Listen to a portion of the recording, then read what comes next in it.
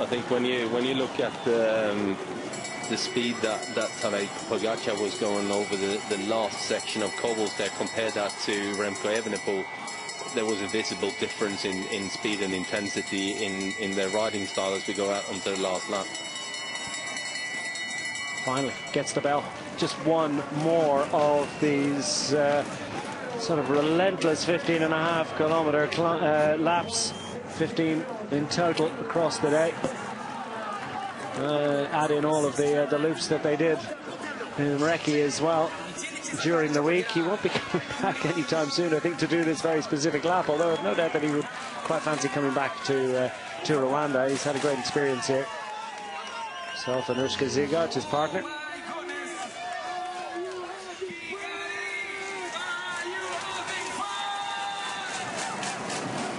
Is Remco having fun? Coming up to take the bell. He's had a frustrating day one way or another. Some of it maybe of his own making, but you know, he's done this the hard way, and maybe in some ways it's a pity he didn't get kind of a clearer swing at it today. Yes, going to be fascinating to get his analysis of the day. He's always, he's very articulate and always gives a fairly expansive description of the race as he saw it. So it will be interesting to get his feeling on the key moments and exactly how he played them, whether they were right or wrong. So to me, the big mistake of the day is the second bike change. That's where he lost any chance of having a potential go at winning this race. Now, not too long before we have the arrival of Evenepoel's erstwhile chase group companions, Matthias Skjelmose leading Ben Healy.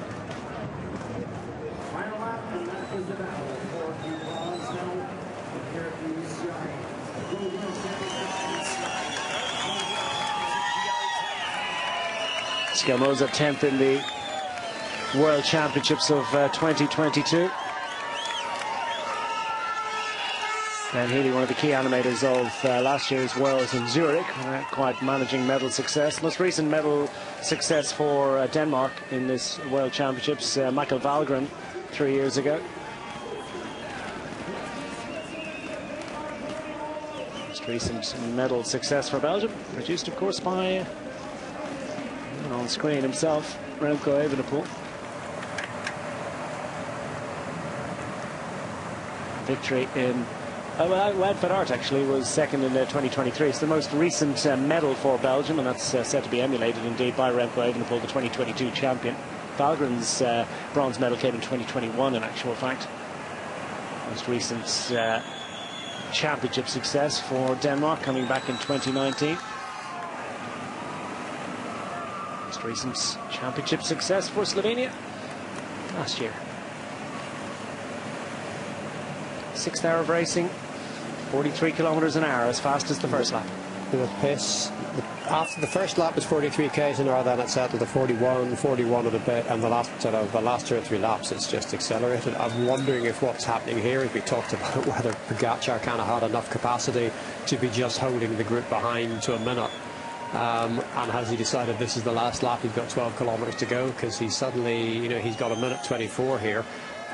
Remco is still taking time out of the group behind, so I don't think it's particular that Remco Evenepoel slowed down. I think Pogačar is planning to kind of lift it a bit over the last 12 k's. He looked good. He looked pleased with the way his day is going. It'd be fair to say. Yeah. Well, as George said, look at that. It's the first time that we've seen any kind of facial expression on Tadej Pogačar all day that this is now hurting him, and yeah, he's putting everything he's got into this. This is for the joy of pain.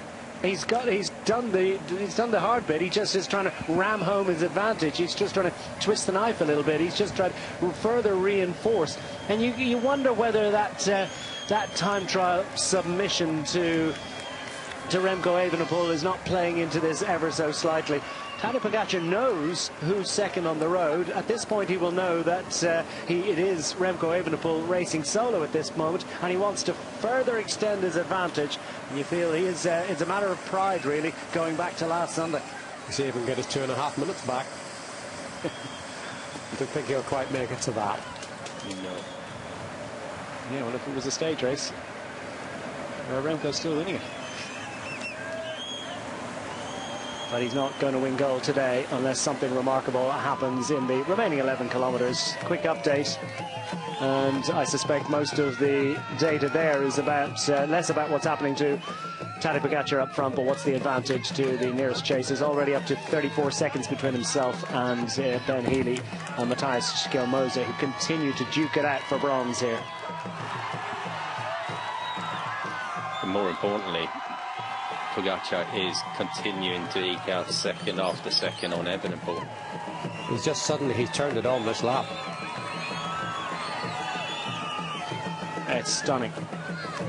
I wonder if maybe last year he felt that he kind of be pushed too hard to try and get a big gap out, because he attacked early last year and it almost went wrong, and I wonder if maybe he felt he pushed too hard too soon. So the objective this time was, we talked about it at the time, was he trying to get a minute, and once he got a minute and he gets the car in behind and everything is stable and he's got a bit of a buffer, he can get a puncture, he can get going again, he can deal with the mechanical. The minute is enough, but now is when you push on for more.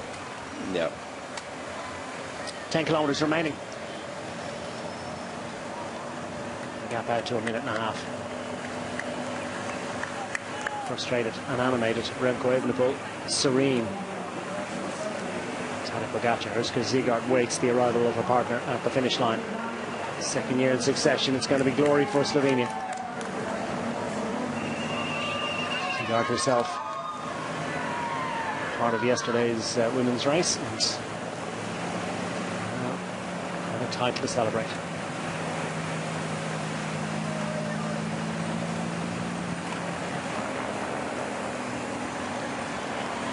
And now inside 10 kilometres remaining of the 267.5 kilometres in front of them when they began the day.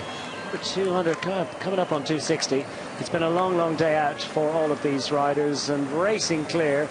More than 100 kilometres remaining, and it's been another masterclass from Tadej Pogačar. Remarkable investment of effort. Monte Kigali proving the ideal launching point. And they tried, didn't they? Juan Ayuso initially, Isaac Del Toro for a further extended period, clear with the flying Slovenian, but ultimately they wilted in the heat on the unyielding mountain terrain of the land of 1,000 hills. And Rwanda has played host to another extraordinary display of power, poise and precision by Tadej Pogačar. And at this point he's cruising to glory and to the gold. The destination of the bronze medal, though, still to be decided. There's Ben Healy and Matthias Skjelmose. Wait to see who will mount that final step of the podium behind Remco Evenepoel, and the likely winner into the closing stages, Tadej Pogačar.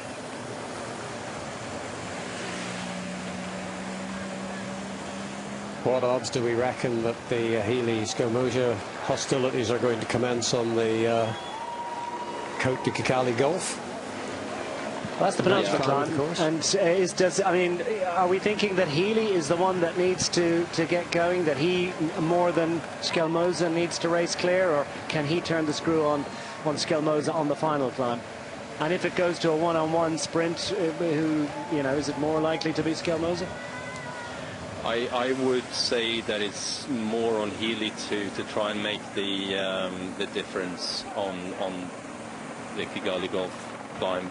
I think Skjelmose is possibly a bit more explosive, and he has looked a bit better on the cobbled climb as well.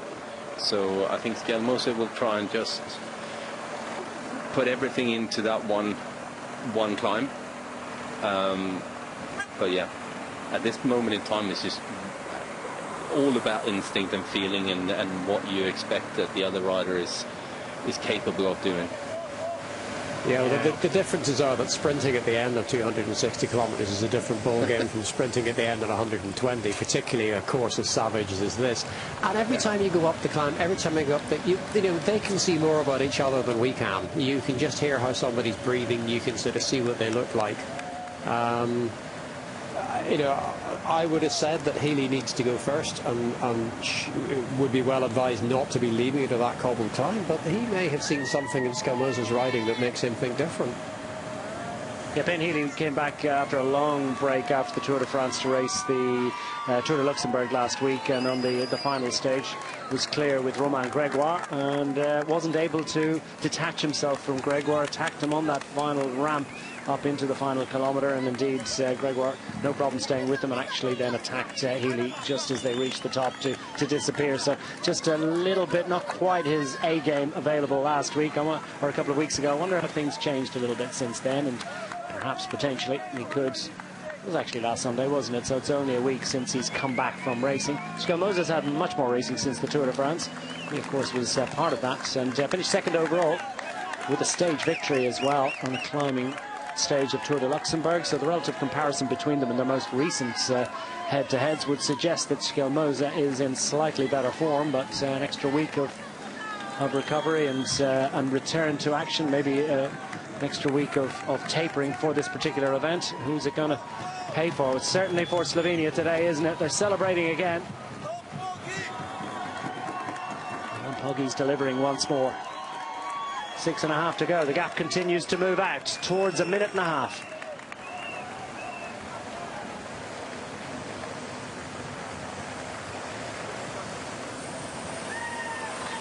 It's a weary Remco Evenepoel who will reflect there are limited numbers of opportunities to win these titles.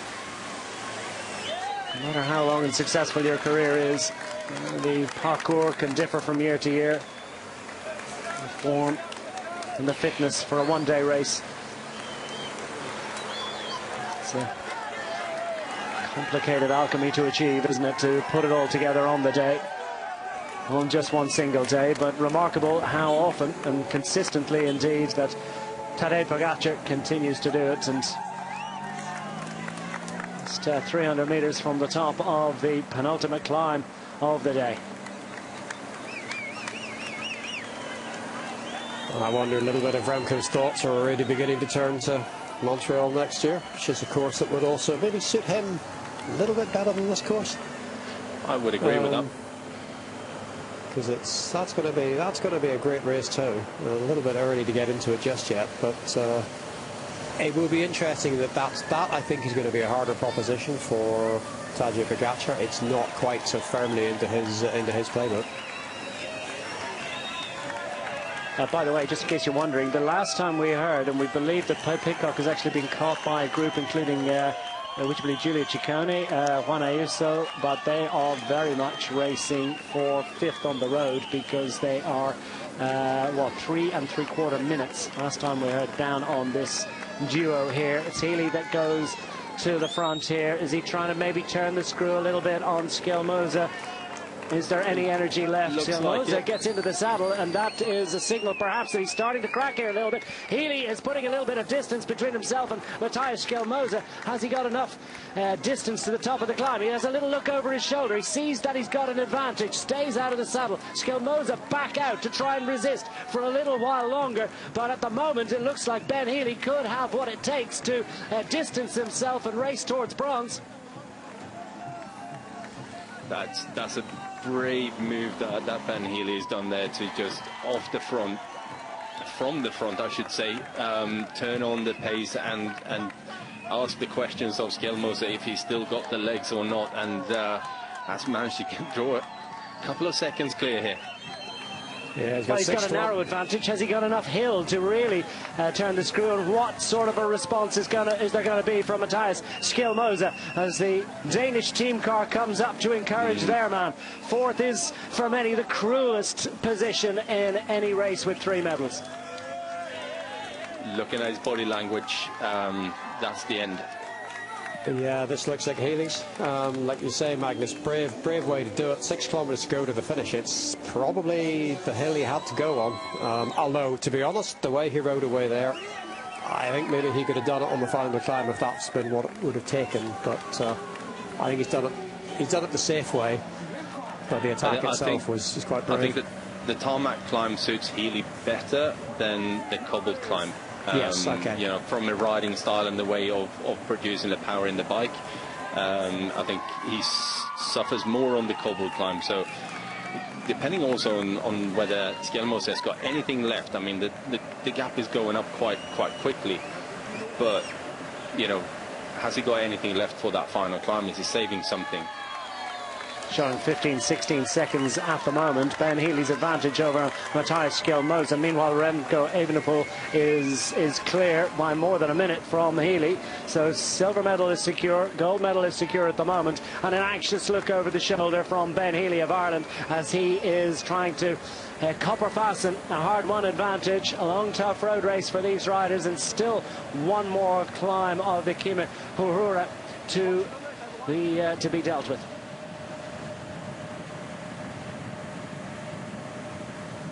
And to the final moments now for Tadej Pogačar, and it's something that has seemed inevitable, hasn't it, through the final 100 kilometres of a long, tough road race. It's been hugely entertaining, I have to say. A really intense pace set on the opening lap.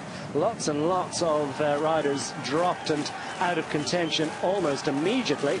And then we had our group of 7 riders clear of the field, never given much more than 3 minutes of a lead, as the pace, for the most part, set by the Slovenian team has been such that they kept them to account. And the final rider from that early break, Julian Bernard, overhauled by Tadej Pogačar as he attacked the favourites with over 100 kilometres to go on Mont Kigali, down to the closing moments of our World Championship experience in Rwanda. And it is the warmest of hot favourites, Tadej Pogačar, that hits the final climb of the Côte Kime Hurura. 1,300 metres at 6.5% on average. And these cobbles are at their cruelest in the early moments of this hill. But now he can start to absorb the measure of his achievement, and well, he'll have the adrenaline to go with the fatigue, and still has the legs, hasn't he, to produce incredible power. It's been a wonderful display. These are remarkable moments, and for all that the drama and the tension might have been taken away from this particular race by Pogačar's long-range attack, we still are in the presence of greatness. Remco Evenepoel, no slouch himself and a former champion, racing towards a silver medal today. Almost a minute clear of Ben Healy, who is sort of hovering at that 15-second advantage over Skelmose. So the battle for bronze not yet decided in the favour of the Irishman. Well, Skelmose, if he's serious about trying to get the bronze medal, he would be better not chasing Healy until he gets to the hill. He'd be better kind of pacing on that downhill in the flat section, because that's a steep descent. The steepest descent of the course is into the bottom of this climb. So there's no point in trying to chase him down now. You let him sit at 20 seconds and you hit the bottom of that cobble climb as hard as you can. That's the only hope Skelmose has got left at this point. Well, the last 3, 4, maybe 5, 6 laps have been victory laps, haven't they, for Tadej Pogačar, and the Slovenian team already celebrating. They can now start to relax. It's been a long week, and indeed several months, and indeed probably years of progress, of process to try and put this one together.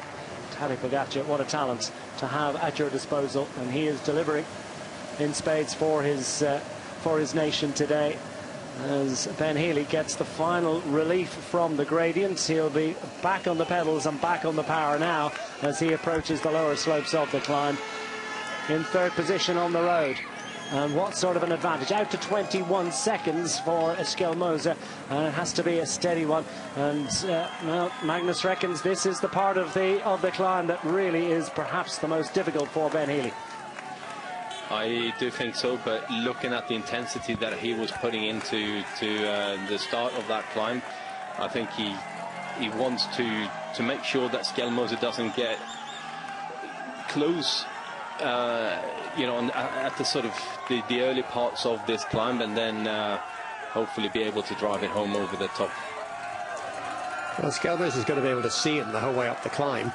So if you're Ben Healy, you want to make sure that there's no hope.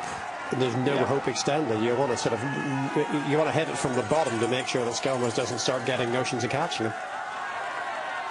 Yeah, you want to put as much as you possibly can in. Still showing you 22 seconds. Make that 23, 24 seconds of advantage for Ben Healy as we take the race leader under the kites, and he has done all the hard work at this point. He can start to soak it all up and absorb it and enjoy the moment. Similarly, Remco Evenepoel is just cruising to the line. Silver medal is not what he came for. Nonetheless, it's something to be celebrated. He'll head to the podium and no doubt manage a smile and understands that in Tadej Pogačar, he really is our world's best road racer. Best of all time. Well, that's an argument for a Belgian cafe and a Slovenian bar. But regardless, there are a few that really can exceed the achievements of Tadej Pogačar, and he's still got more to achieve between now and the end of his career. A little look over his shoulder. I think that's more towards the team car, as if to say, yep, we did it. Yeah. Fantastic performance by the whole team, and keeping control of that the opening laps, and then what a ride by this man here. Into the final moments, and the World Championship road race success is confirmed for Tadej Pogačar. 27-year-old Slovenian can add this title to his 2024 success in Zurich to go with his 4 Tours de France. His overall success in the Giro d'Italia and countless other major one-day races and stage races. It's a 19th victory of the season, and it's amongst the sweetest of his career. An absolutely dominant performance as he lifts his arms from the saddle. Number one, he has them in the palm of his hands. He has the cycling world in his hands, and he has another rainbow jersey to celebrate. Tadej Pogačar, your World Road Race Champion 2025.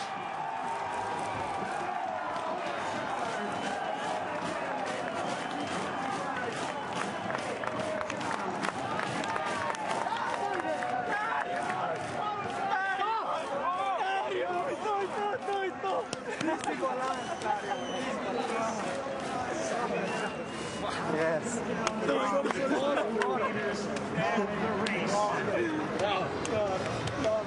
Pogačar does it again.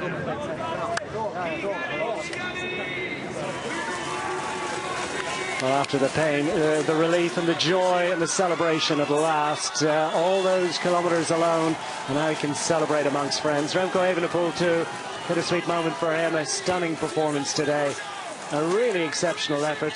That moment of loss on Moncagale, the 2 bike changes, all contributing to a deficit that could not be overturned. Ultimately is going to come to the line over a minute in arrears, and a frustrated second place, but nonetheless his trip to Rwanda has delivered a rainbow jersey in the time trial, a silver medal winning performance in the road race. He remains one of the very top road racers in world cycling. Shake of the head, but I think in time to come he will reflect on the measure of his achievement, and he has certainly contributed to another stunning edition of the World Road Race Championships. Belgium's Remco Evenepoel, second across the line. Now Ben Healy still solo in the pursuit of Ireland's first medal at the World Road Race Championships since 1989. Sean Kelly, third on that occasion in a sprint behind Greg LeMond, but it's a solo performance for the ages from Ben Healy. Little anxious look over his shoulder. He's done the hard work. He's managed to fend off Matthias Skelmoza, one of the premier racers of his generation, and this is another breakthrough performance from the man born in King Swinford and with heritage in Waterford and Cork in Ireland, and a little clenched fist as well to celebrate. He's heading to the podium. Ben Healy, third and in the bronze medal.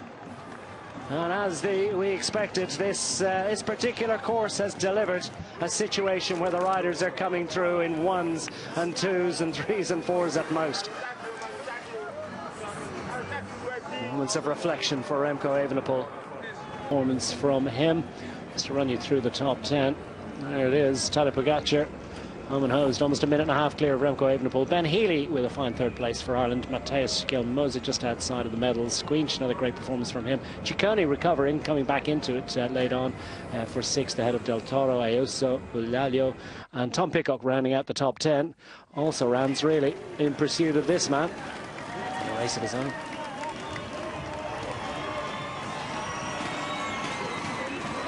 In a class of his own.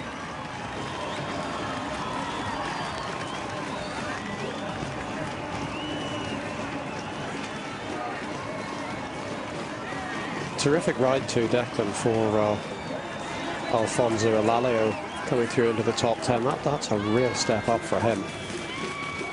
Who raced in solo, first 5 riders. Welcome to the award ceremony of the 2025 UCI Road World Championships in Kigali. Mesdames et messieurs, bienvenue à la cérémonie protocolaire des championnats du monde route UCI 2025 à Kigali. Gonna get some medals there. Oh, there they are. Tadej Pogačar. World Championships. The adoring hordes are certainly enjoying this experience. The medalists as well, looking almost bemused, exhausted. Men Elite Road Race.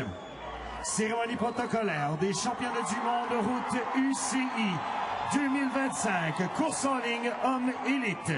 hagiye guhembwa abatsinze muri shampiyona y'isi y'amagare mu 2025 mu bagabo Men Elite Road Race. The bronze medal will be presented by Monsieur David Lapartia, UCI President. La médaille de bronze sera remise par Monsieur David Lapartia, président de l'UCI. Umudari wa bronze ugiye gutangwa na president wa UCI Bwana David Lapartia. In third place and winner of the bronze medal, representing Ireland. À la troisième place et vainqueur de la médaille de bronze, représentant l'Irlande. Umudari wa bronze ugiye kwegukanwa n'umukinnyi ukinira Ireland, Ben Healy. A huge moment. First time since 1989 that an Irish rider has mounted the podium at a men's elite road race. It was a pro road race in those days, wasn't it? And Ben Healy can now emulate the achievements of Sean Kelly. Stephen Roach as well, multi-medalist in this particular event, and Healy, of course, a stage winner Tour de France this year. La médaille d'argent sera remise par Son Altesse Sérénissime, le Prince Albert II de Monaco. Umwanya wa kabiri n'umudari wa feza biratangwa na n'igikomangoma Albert wa kabiri wa Monaco. In second place and winner of the silver medal representing Belgium. À la deuxième place et vainqueur de la médaille d'argent en représentant la Belgique. Ku mwanya wa kabiri n'umudari wa feza yegukanga n'umukinnyi ukinira Ububirigi, Remco Evenepoel. Well, he just about manages a smile. A bittersweet moment, really, for the Belgian. It's his second medal in this race to go with his victory in the 2022 World Championship road race. In years to come, no doubt, he will reflect on the achievement. But for now, this is a medal ceremony to be got through. Nonetheless, accepts the plaudits of the crowd. The rainbow jersey and gold medal will be presented by His Excellency Paul Kagame, President of the Republic of Rwanda, and Monsieur David Lapartia, UCI President. Le maillot arc-en-ciel et la médaille d'or seront remises par Monsieur Son Excellence Paul Kagame, Président de la République du Rwanda, et de David Lapartia, Président de l'UCI. umwambaro w'uwatsinze n'umudari wa zahabu biratangwa na nyakubahwa perezida wa Repubulika y'u Rwanda, His Excellency Paul Kagame, na perezida wa UCI Bwana David Lapartia. In first place, UCI World Champion and winner of the gold medal, representing Slovenia. À la première place, champion du monde UCI et gagnant de la médaille d'or, représentant la Slovénie. Shampiyona y'isi yo gusiganwa ku magare n'umudari wa zahabu yegukanywe n'umukinnyi ukinira Slovenia, Tadej Pogačar. Listen to the roar. Was it ever in any doubt? Another remarkable achievement, another victory to add to the Palmares, another box ticked. Medals for all, but just one jersey to be awarded on this podium. To see him in any other colours.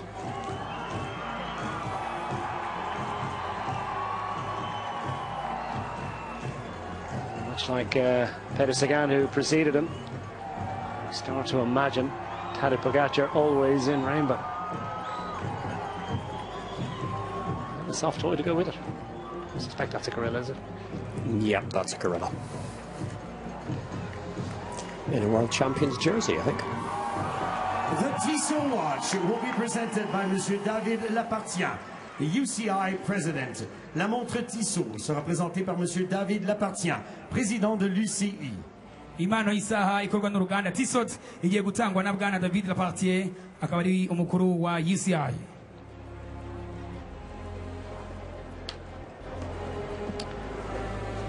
More presentations to be made, and ultimately the timepiece reflecting, I think, nearly a calendar between them at the end, wasn't it? In honor of our new in relative UCI terms. world champion, we present the national anthem of Slovenia. Mesdames et messieurs, en l'honneur de notre nouveau champion du monde, UCI, nous vous présentons l'hymne national de la Slovénie. Mudufasha nawe gushimira uwegukanye shampiyona y'isi y'amagare mu gukomeza kumuha icyubahiro. Twese duhaguruke mu gihe yaririmbwa indirimbo yubahiriza igihugu cye cya Slovenia.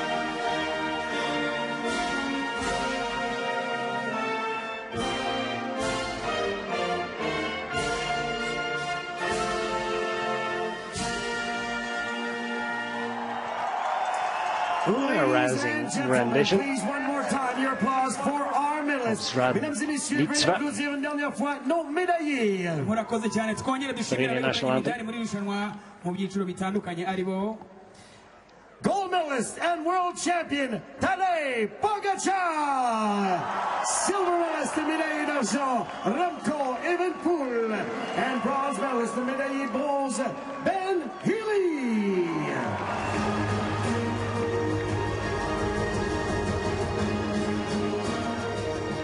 All three medalists on the top step of the podium. They're the winners. Pretty good week of racing. Summing it up, Michael, you've certainly enjoyed the time trialling and the road racing this week. Well, actually, I think we're going to hear. I'll hold that thought though, and maybe compose a few more to go with it, yourself and Magnus, because we're going to catch up with the man who finished fourth on the day. An unloved position, wasn't it? But wonderful performance from Matis Skelmoza, nonetheless. Let's get his assessment of the day's activities. I believe we're about to catch up with him.